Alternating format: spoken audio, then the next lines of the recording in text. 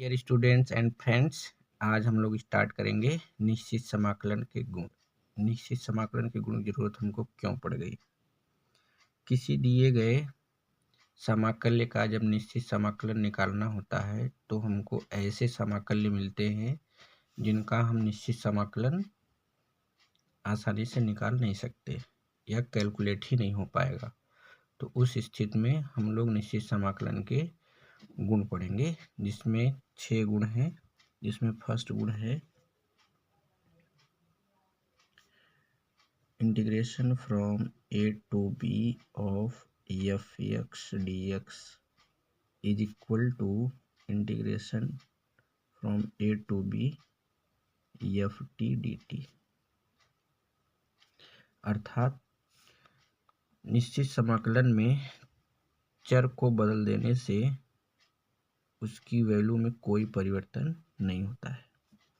अब इसका हम प्रूफ देखते हैं।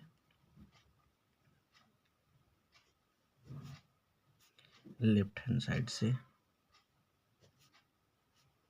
Integration from a to b f(x) dx। अब यहाँ एज्यूम कर लेते हैं कि इस f(x) का जो समाकल है वो है कैपिटल F(x). अब यहाँ हम लिमिट लगाएंगे फ्रॉम a to b। अब इसमें अपर लिमिट है b, लोअर लिमिट है a।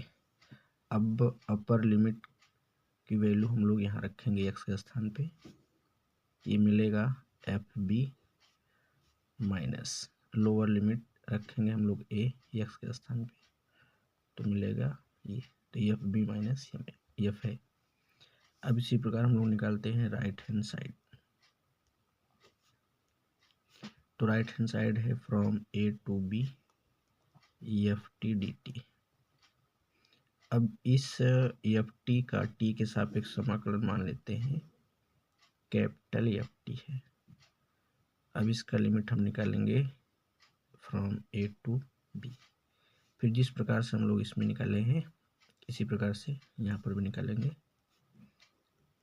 अपर में से लोअर घटाते हैं, fb माइनस f है। अब यहाँ देखा जाए तो ये वैल्यू और ये वैल्यू दोनों ही क्या है, इक्वल है।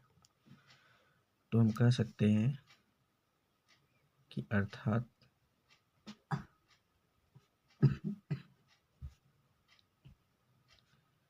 किसी निश्चित समाकलन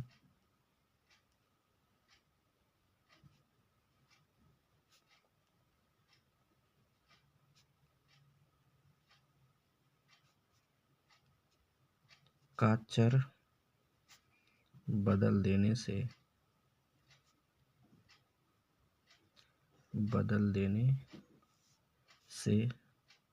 निश्चित समाकलन के मान में कोई परिवर्तन नहीं होता है, या निश्चित समाकलन का मान अपरिवर्तित रहता है।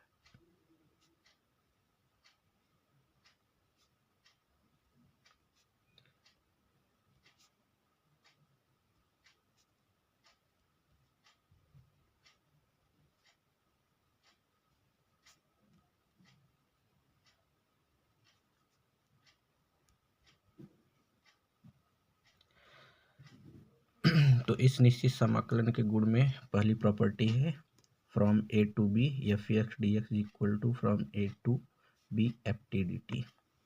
यानी निश्चित समाकलन में चर अगर हम बदलेंगे, जैसे यहाँ x है, अब इसकी x के स्थान पर हम रिप्लेस कर दिए t, तो आपने यहाँ देखा कि जो लेफ्ट हैंड साइड की डिफरेंट इंटीग्रल वैल्यू आई है वो है fb माइनस f है, और जो राइट हैंड साइड की डिफरेंट इंटीग्रल वैल्यू है वो भी आई है fb माइनस f है। अर्थात कह सकते हैं किसी निश्चित समाकलन का चर बदल देने से निश्चित समाकलन का मान अपरिवर्तित रहता है। अब है प्रॉपर्टी नंबर सेकंड,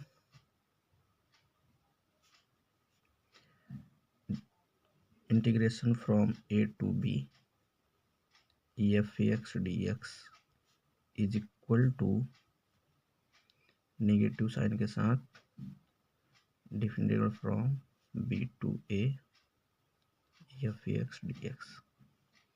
अब इसका भी हम लोग प्रूफ देखते हैं।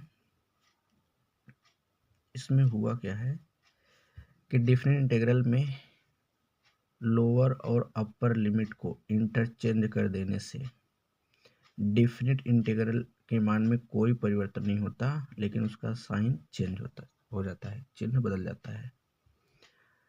जैसे अगर इसकी वैल्यू 10 आ गई है 10, तो इसकी वैल्यू क्या आएगी माइनस का 10।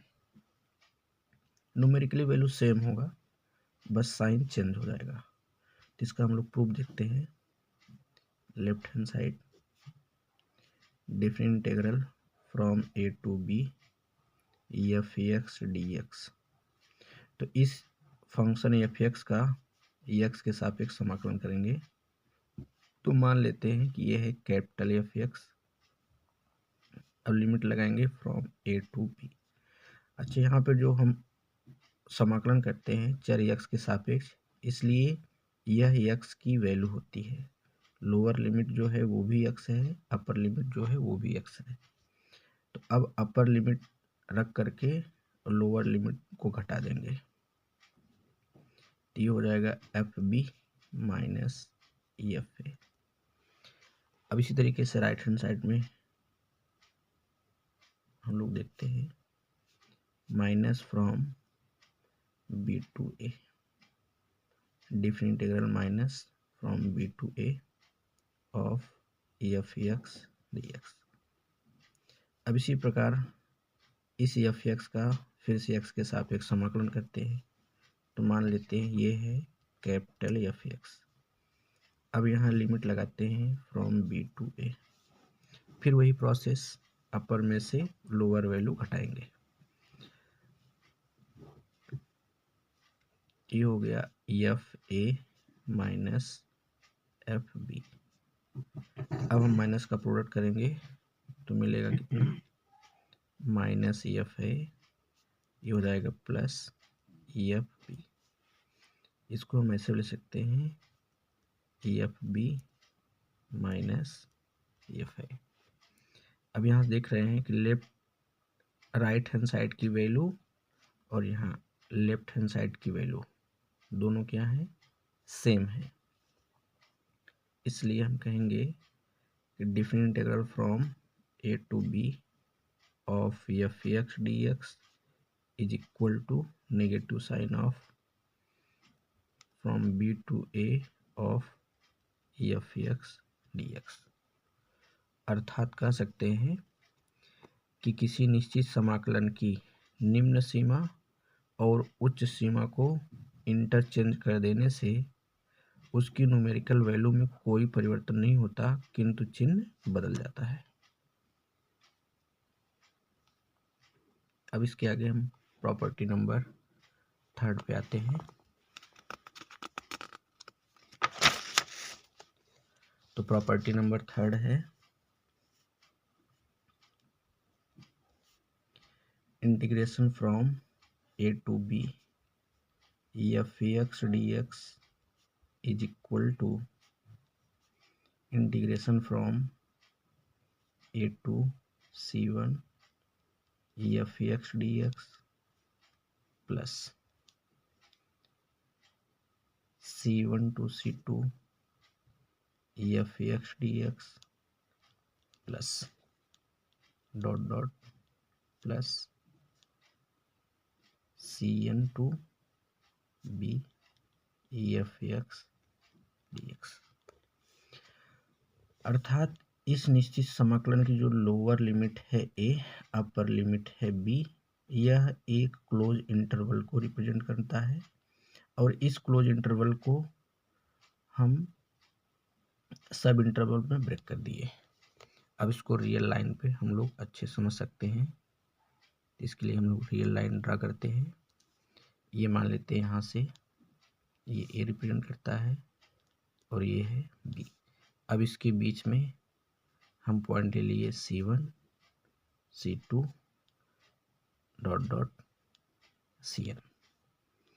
तो a और b पॉइंट के बीच में हमने n पॉइंट ले लिया। अब यह n पॉइंट इस AB को n+1 पार्टों में डिवाइड करेगा। और रियल लाइन नंबर पर हमको ये पता है कि इसमें जो नंबर रिप्रेजेंट होते हैं वो लेफ्ट से राइट इंक्रीजिंग ऑर्डर में होते हैं। तो इस तरीके से हम कह सकते हैं कि a less than C1 less than C2 less than dot dot Cn less than b। तो अब इसका प्रूफ भी हम लोग वैसे ही करेंगे जैसे इसके पहले किए थे, लेफ्ट साइड से राइट साइड की वैल्यू दिखाएंगे। तो लेफ्ट हैंड साइड लेकर चलते हैं प्रूफ के लिए। तो लेफ्ट हैंड साइड है different integral from a to b f(x) dx। अब फिर से ये जूम करके चलते हैं कि f(x) का जो इंटीग्रेशन है वह है कैपिटल F(x). अब इसकी हम लिमिट निकालेंगे फ्रॉम a से b। अब ये हो जाएगा fb माइनस fa। अब ऐसे ही हम लोग निकालेंगे राइट हैंड साइड का।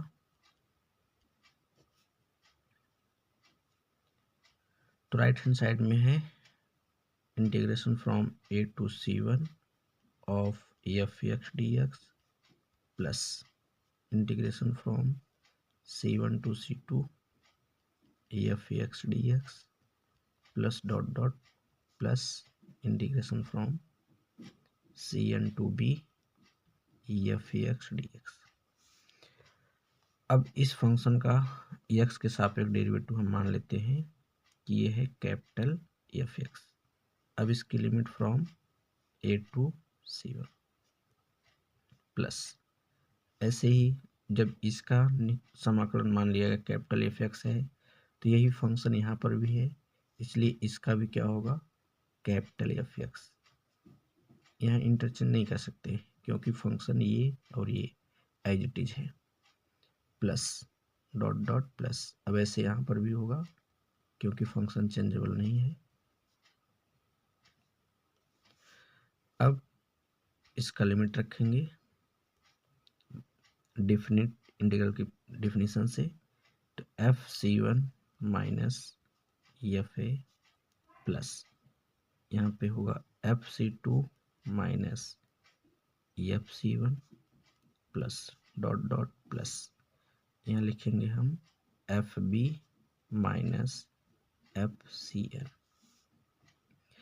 अब यहाँ से fc1 कैंसिल हो जाएगा प्लस और माइनस होने की वजह से, ऐसे fc2 और बीच के सारे टर्म कटेंगे और लास्ट में ये भी कट जाएगा। तो बचेगा fb माइनस fa। ये जो कट किया गया है अगर इसको और अच्छे समझना है तो इसके बीच में हम लोग क्या ले लेंगे fc2 fc3, फिर ऐसे fc3 fc4। f के लिए limit c2 c3 c3 c4 c4 c5। इसका अगर प्रीवियस लिखना चाहें लिख सकते हैं cn-1 से cn-2, फिर cn-2 से cn-3। ऐसे करके हम और एक्सपेंड कर सकते हैं। तो फिर यहाँ पर विजुलाइज होगा कि कैसे कैसे टर्म कट रहे हैं। फिलहाल हमने यहाँ पे थोड़ा टर्म ही लिया है। आप देख रहे हैं कि यहाँ लेफ्ट की वैल्यू और राइट की वैल्यू दोनों सेम है। तो इस तरीके से हम कह सकते हैं कि अगर कोई डिफिनिट इंटीग्रल दिया हुआ है तो उसको हम सब इंटरवल में अगर ब्रेक करके उसकी वैल्यू निकालें तो वह इस ओरिजिनल डिफरेंट इंटीग्रल की वैल्यू के बराबर होगा। Thank you.